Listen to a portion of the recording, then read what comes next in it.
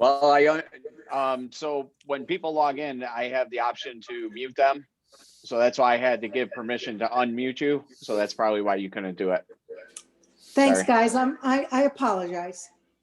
Oh, no problem. If everyone can mute theirs, just so we don't have any background noise, that'd be great. We're going to get started. And because this is going to be posted to YouTube.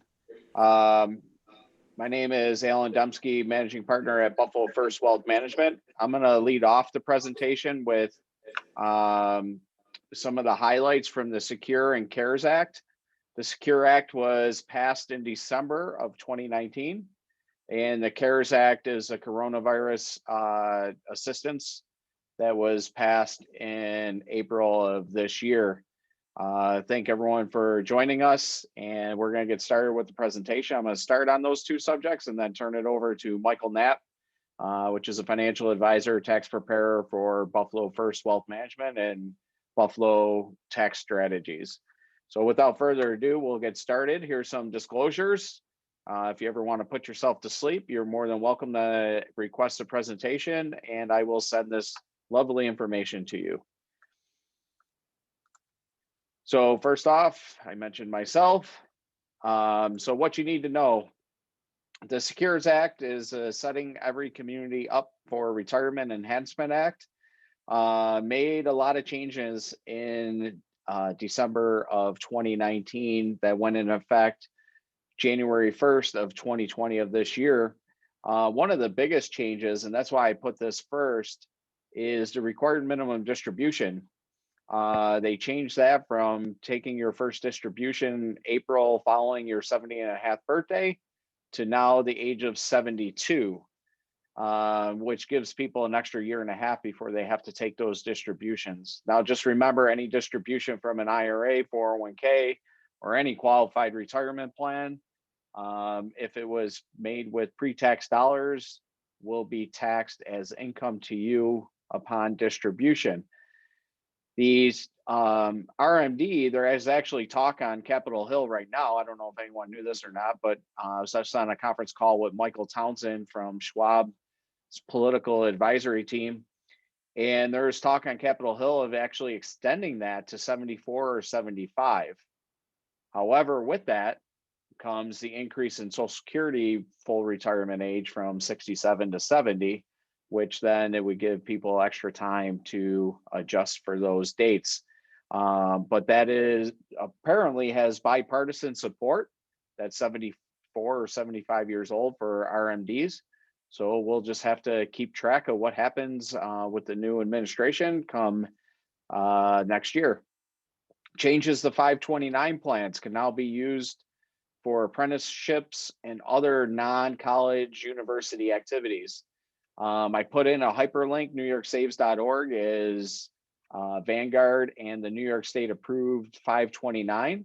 So what you can now use, or with this, you can use money from your 529 for, if you needed a new computer, a bed, or whatever your dorm room might entail. Anything used from college, you can now withdraw without any penalty.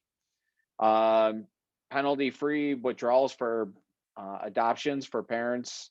You can now take up to $5,000 from your retirement plan without the 10% penalty.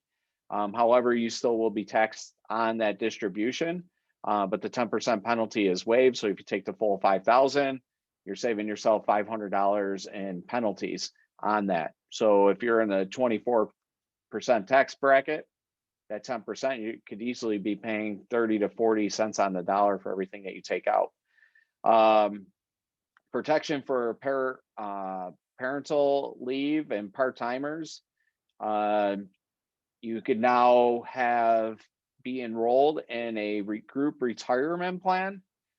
Even though you don't work, generally it's 1,000 hours, but now they've reduced that to 500 hours for a consecutive 3-year period. So part-time employees can now be eligible for group retirement plans. It kind of limits the employer from that 1,000 in 1 year, but makes it 500 for part-timers over a 3-year period, which actually enhances company's retirement plan. But depending on their match, you just want to have that conversation with your employer if you are part-time. Now, this is probably the bigger one. Non-spouse beneficiaries will be required to distribute assets within 10 years. So previously you have an inherited IRA, you could distribute that all at once, or you could distribute equally over the 10 years, or you could wait till 10 years and distribute the whole assets at once in that 10th year if you wanted to do that. However, tax purposes wise, if you have growth, could be a substantial tax bill later on in the future if you waited that 10 years versus taking that stream over a 10-year period. So that's probably the biggest one, is the non-spousal beneficiaries. It's huge for estate planning purposes versus before. You could stretch, if I'm 40 years old, I can stretch that out for my lifetime until I'm 70, 80 years old, and inherited IRAs have their own distribution schedule. So now with the new rule, within 10 years, you have to take that money. So that, estate planning wise, is probably one of the biggest things that come out of this. Another big deal to come out of the Secure Act was tax incentives for small businesses to start 401ks. First time tax credit up to $5,000. Additional $500 if you include automatic enrollment. So generally automatic enrollment, if you're there 1 year, the automatic enrollment after that 1 year will put in a minimum of your salary, generally 2 to 3%. You'll be automatically enrolled into some kind of target date, but you get an additional incentive to have that built into the plan. Now the up to, it's $5,000. Now, if your plan don't cost $5,000, you don't get $5,000. It's up to that $5,000 credit. Oops, kind of jumped ahead here on me. What happened? Here we go. So the other change was multi-employer plans, and I won't spend a lot of time on this. I don't think I have any business owners on here, but multi-employer plans, you no longer need the commonality. So chambers, different organizations where there's no commonality can now start a multiple employer plan, versus before you had to have some kind of commonality, like the plumbers union. Every company had to be a plumber. They had to do the same thing in order to start a MEP. Now, the thing that payroll companies got around is that they were all in customers of that payroll company. That's how they got around the MEP before. Access to annuities and retirement plans. This is something old that's new again. Putting annuities in the retirement plans. I didn't spend a lot of time on this, but one of the key factors to this part of the act was estimating income throughout the lifetime of the annuity. Okay. 403B changes. Just this is mainly for church plans, gave a little bit more exemptions where it's not just ministers. You can have actually employees of that church plan. For an example, the Diocese of Buffalo, where the ministers, the nuns, the people of that denomination were included, they can now include like the rank and file, like clerical and people behind the scenes as well. Extended income tax filing moved, we're well past this, was moved from April 15th to July 15th. Any RMDs, if you needed an RMD from your company retirement plan, IRAs, IRA beneficiaries for 2020, those were all waived. So you don't need to take those distributions if you don't need them. And if you did, you could put them back. They actually changed this. I didn't update this, but recently they changed that 60-day waiting period where they must be returned within 60 days. Congress then came out in the summer and said, no, we'll let you still put that back in. So there's been a lot of back and forth with the RMDs. So 10% penalty, early distribution penalty. This is waived for up to $100,000 for 2020 for coronavirus related distributions.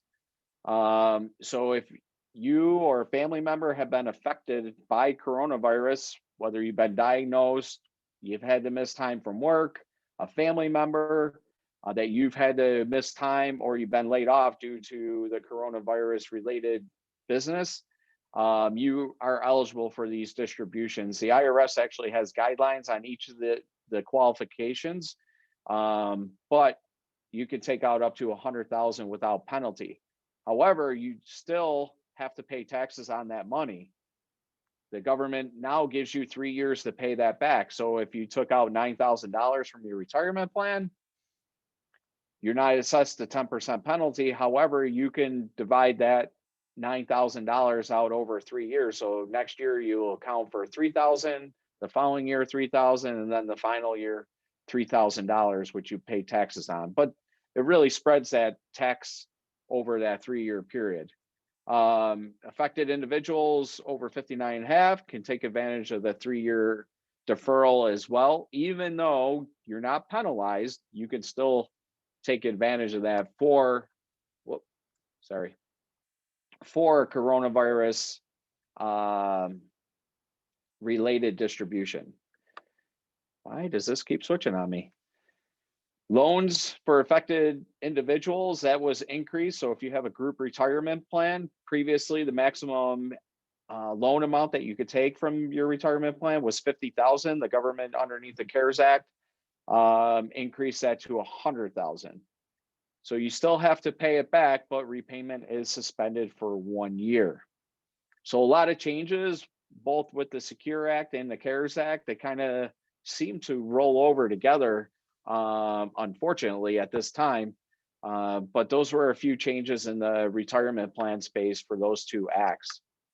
So without further ado, here's my contact information, which you all have, or people watching us on video or replay will have the contact info. But I am going to turn it over to Mike, and I just need to find the PowerPoint. Let me do this. Any questions?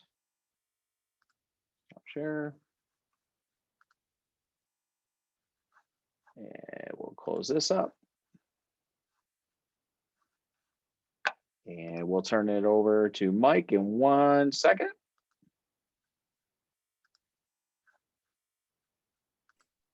Mike, you ready there?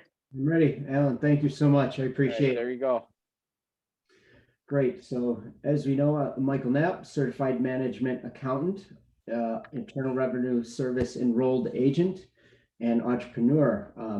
Glad to talk with you guys today about some of the tax changes. A couple, in addition to what Alan already mentioned, a couple are similar, and some end of year tax strategies that we could all employ that might be useful. So great. Can you advance the slides, Al? Thank you. Appreciate it. So here's a little bit of a rundown of what we're going to cover. We're going to go over some of the more practical points of what's new in terms of individual taxes in tax year 2020. We're going to go over the capital gains tax brackets, retirement plan limits, as well as phase out ranges, and then we'll get into a couple of end of year strategies. So the first of many changes, or actually not many changes, in terms of changes, the Tax Cuts and Jobs Act really was more of had sweeping changes. These are really more modifications this year. And so I tried to highlight some of the more practical, useful ones. One of those is this change in charitable contributions. So previously, taxpayers had to itemize deductions to claim the charitable contribution deduction. And even still, cash contributions to public charities were limited to 60% of adjusted gross income.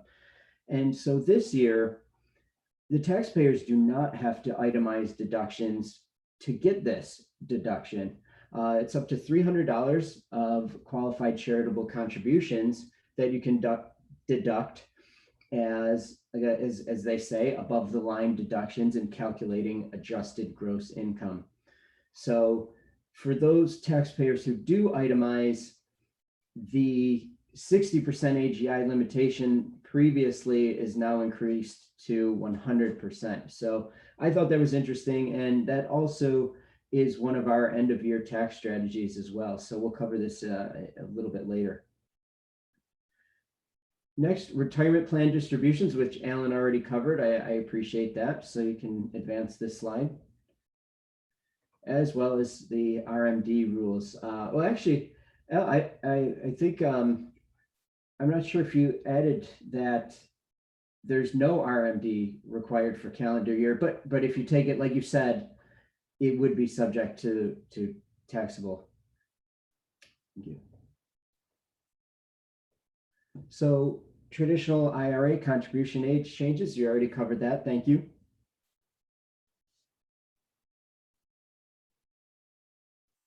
So long-term capital gains schedule.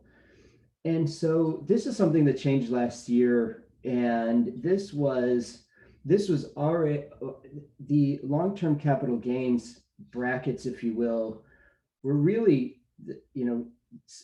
correlated to the ordinary tax rates and brackets. So the change that was made previously was now they have their own brackets. And that's why I wanted to share this with you. And you'll see there's still the three rates, 0, 15, or 20%. But again, they have to do with your income. So this is a nice little reminder. And again, we're going to come back to that as well as part of the end of year tax strategies. Short-term capital gains schedule. So of course, these are investments held less than a year. Here are the rates and the income thresholds for those. Thank you. So, thank you. So key retirement plan limits. I wanted to include 3 years here to show you, the progression and adjustment for inflation. So your 401k, 403b, 457 elective deferral limits are now 19,500.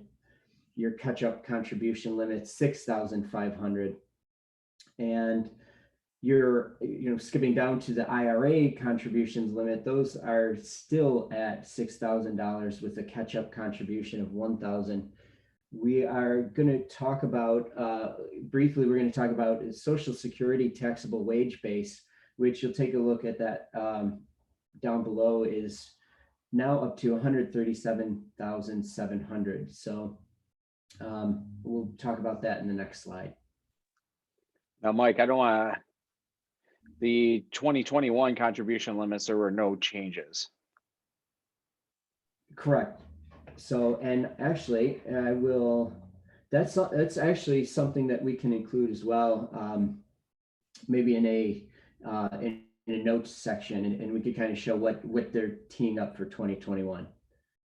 So again, this is so the Social Security taxable wage base is the limit on the amount of your earnings that is taxed by Social Security, which the employee portion of that is 6.2%.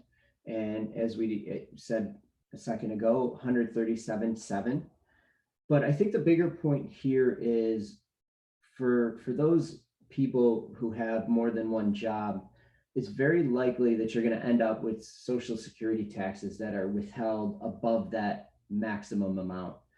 And so when that happens, you're going to have to address that when you file your tax return and claim a refund for that excess amount.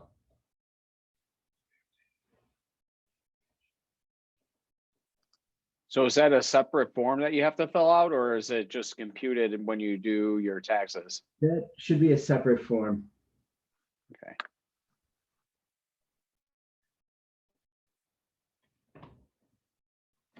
So here we have, I thought the phase out ranges were important to discuss. And so a lot of taxpayers may not be eligible because of their income exceeding these limits, or they're entering the phase out range of income. So for 2020, a single filer, the phase out starts at 124,000, and ends at 139,000. So any above that, you will not be eligible to contribute to the Roth IRA.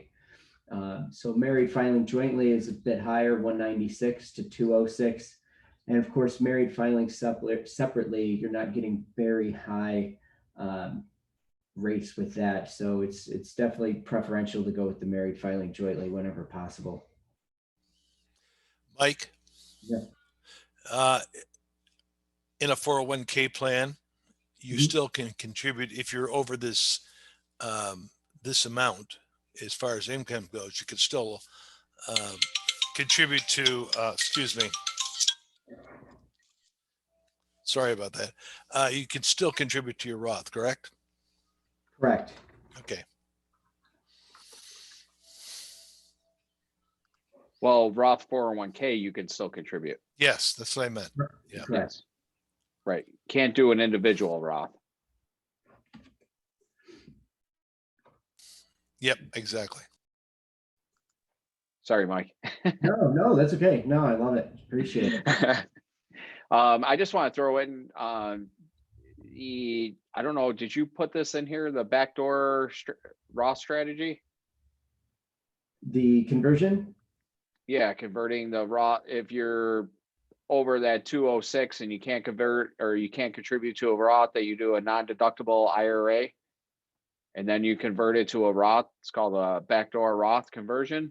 No, I did not go through the backdoor Roth conversions. So essentially for people that, and I hope you don't mind, I'm going to jump in for a second. Please do. So for people that are, let's just use married filing jointly, say you make over that 206,000 where you're phased out completely out of your Roth IRA, you can open up a non-deductible IRA, which you're not deducting your contributions to that IRA. And then you can also convert that to a Roth and not have any taxes assessed on that because you did the non-deductible contributions. So if you made 220,000 and you wanted to fund your IRA of 6,000, if you're under 50, fund your IRA of 6,000, then you fill out the 5410, I think it is, a tax form to show that conversion to a Roth. So actually you can contribute, you're just doing it in a different way, in a different type of strategy. Does that not make sense? Absolutely. Kevin's shaking his head. Did that not make sense? You're muted, Kevin. Yeah, I was led to believe you cannot do that any longer on the back door. I don't think so, but I will definitely. Yeah, I would look into that because one of the things that we have one of our participants on this is Marie. We used to do that, didn't we, Marie? Sorry, I just had to unmute. In fact, I was going to ask that question. I Yeah. was like, Yeah, we. I will used to look do into that. I didn't Yeah. know that was taken out, but certainly. I believe it is, Al. Okay, I will double check on that. Because Marie, you and I did that for a long time with yours, and then we had to Right. stop it because even Charles Schwab said that's no longer effective. right. Hey, All right, Alan, Alan, would you mind sending an email to the participants when you do your double check confirmation or whatever you're going to do? Yeah, I'd be interested. Absolutely. Thank you. All right. Thank Well, you. I guess that was just like some of the Social Security strategies that were good at one time are no longer good again. And well, if it ever comes to fruition, then we could possibly use it in the future. So I'll turn it over back to Mike and I'll shut up. No, Al, please do. I'm currently looking at some guidance that suggests that it might be valid because they're talking about doing it in tax year 2021. So I think that's something we're going to have to expand on and research. So thank you. That sounds good. At least we know that there's a strategy out there, and if we can use it, we'll certainly bring that to note again. Absolutely. So, and of course, the traditional IRA phase out ranges in single head of household in 2020, you're looking at 65,000 to 75,000. The married filing jointly 104 to 124. And of course, the married filing separately still at 0 to 10,000 total phase out.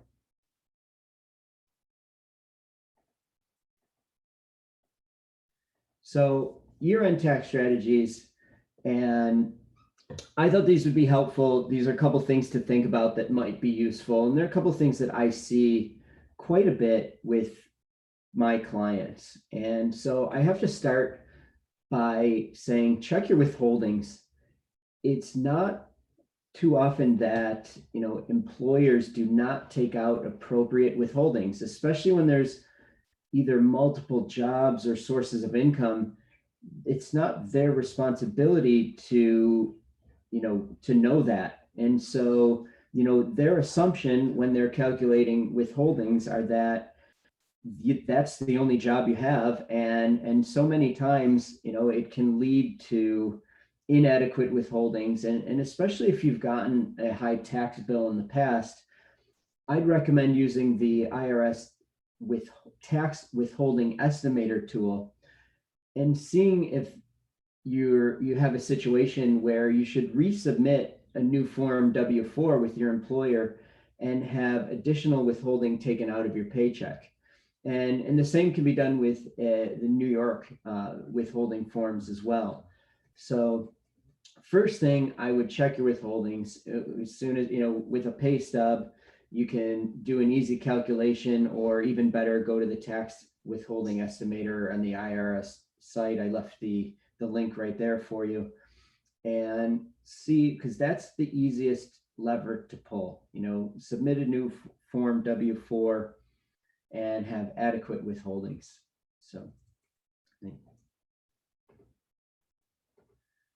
So there are some cases where you can speed up deductions. And of course, be sure to keep your receipts. And the first of this is contributing to charity. Of course, that $300 cash contribution that we mentioned earlier can be part of this strategy. But there's also the option of donating appreciated stock or property rather than cash. And the benefit to this would be, if it's held for a year or more, you're going to be able to deduct the property's full market value on the date of the gift, and perhaps avoid paying some capital gains on that appreciation. So that could be a really nice strategy, especially if you don't necessarily have or want to spend the cash on those contributions. Another deduction that you can speed up is, doctor or hospital bills. And these are something, take a look at those bills, and if you can pay them in, tax year 2020, that's even better. And that'll lead to, excuse me, that higher deduction. Now, these items also will not affect the alternate minimum tax, or the AMT calculation. So you should be safe without, throwing off the AMT calculations with these.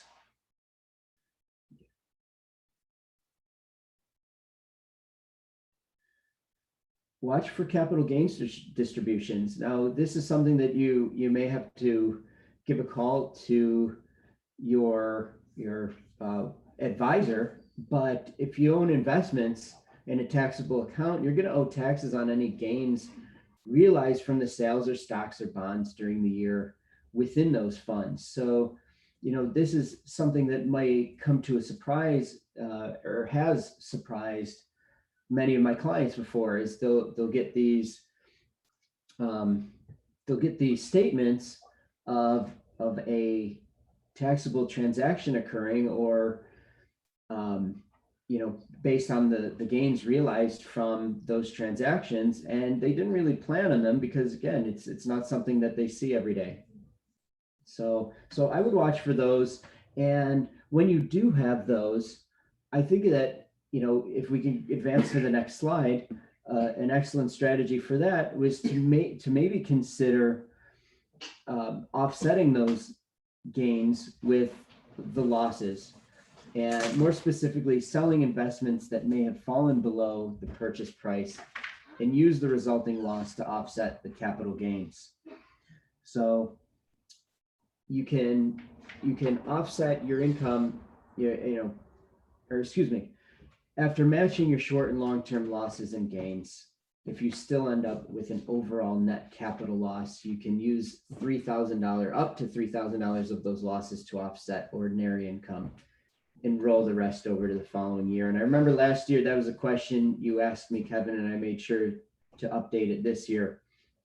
So, and of course, the asterisk is once you sell those at a loss, you must wait at least 30 days before reinvesting or buying a substantially identical investment. And that would be your wash sale scenario. Mike? Yes. Yeah, both. I just want a clarification, both for qualified and non-qualified, correct? Or just non-qualified? Or excuse me. No, I believe it's both, and I will double check that. Okay.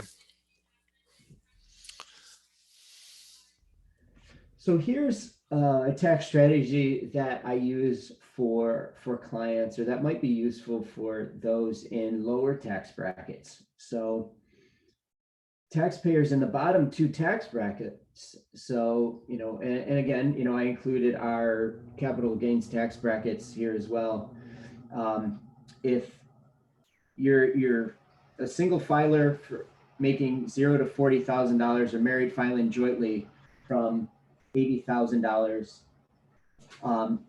you're paying zero capital gains tax on those investments held for more than a year. So it might make sense to sell winning investments tax-free and reinvest those after 30 days, effectively resetting future gains and increasing your basis. So this might not always be the case, but it is certainly something to consider, especially if your income has been affected by COVID and you're going to be in those lower tax brackets.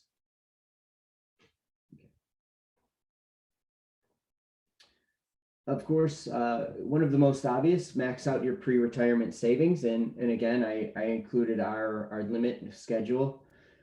So, and if you aren't on track to max out your retirement accounts for the year, sometimes using those year-end bonuses to boost those contributions are a nice way to do it. So just a reminder to, get the most out of those deductions. So thank you.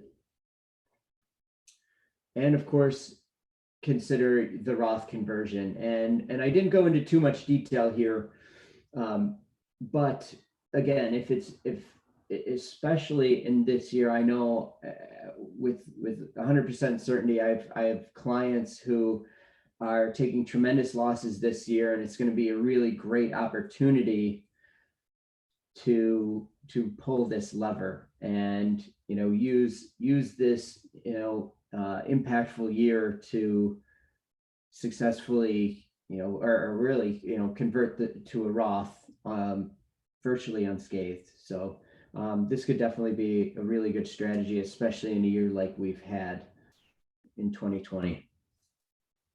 So that's it. Very good, Mike. Thanks. I'm gonna stop here, and here's all Mike's contact info if you need to get a hold of him.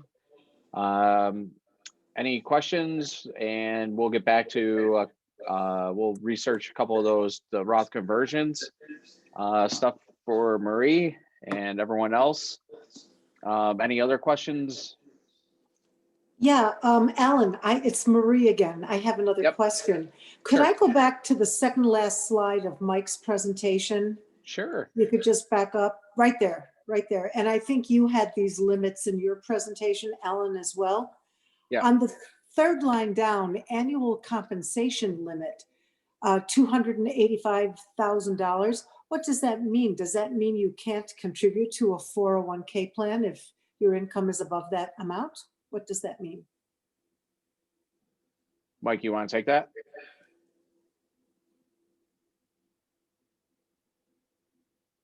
Mike might be on mute. I'm sorry. There we go. So ultimately what this is in the simplest terms, it's the combination of your base salary and the value of any financial benefits your employer provides. Certain retirement plans base your contribution limit on how much compensation you earn. So when that is the case, this is the number that we use. So let me see here.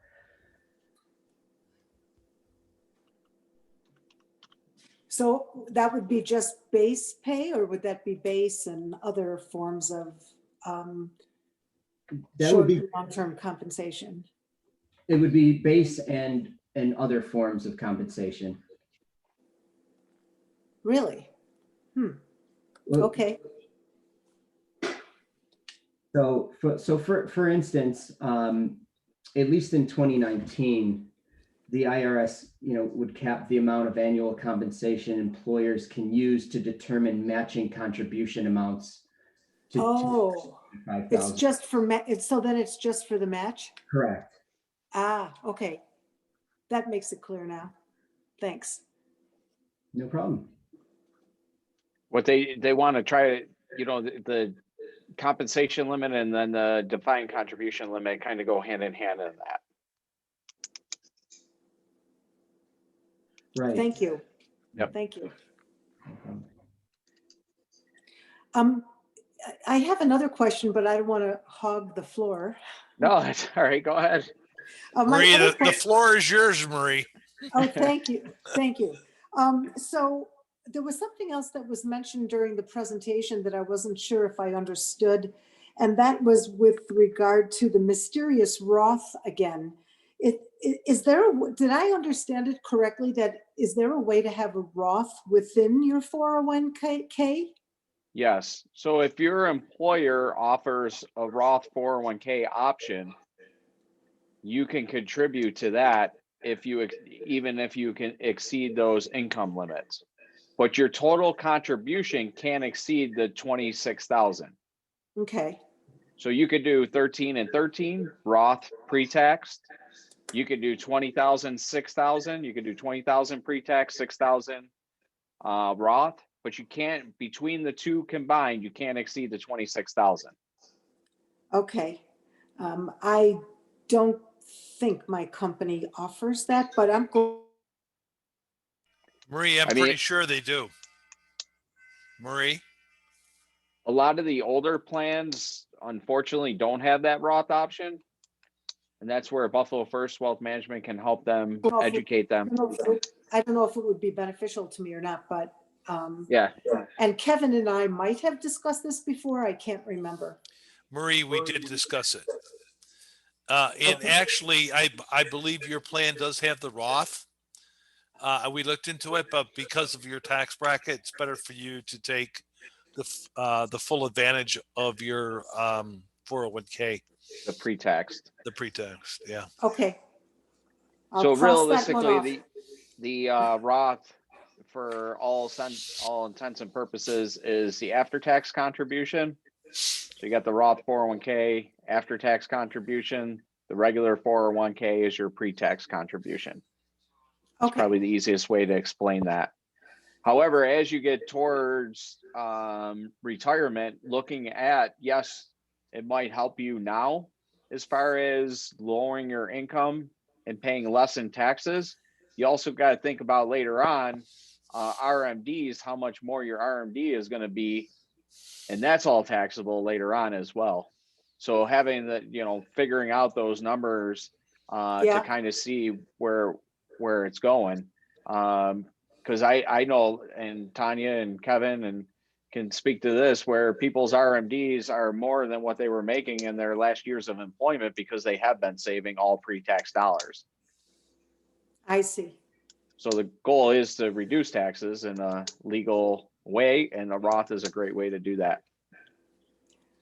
Can I ask one more question? Can I go back to that previous slide? And I promise it's my last question. Oh, it's okay, right there.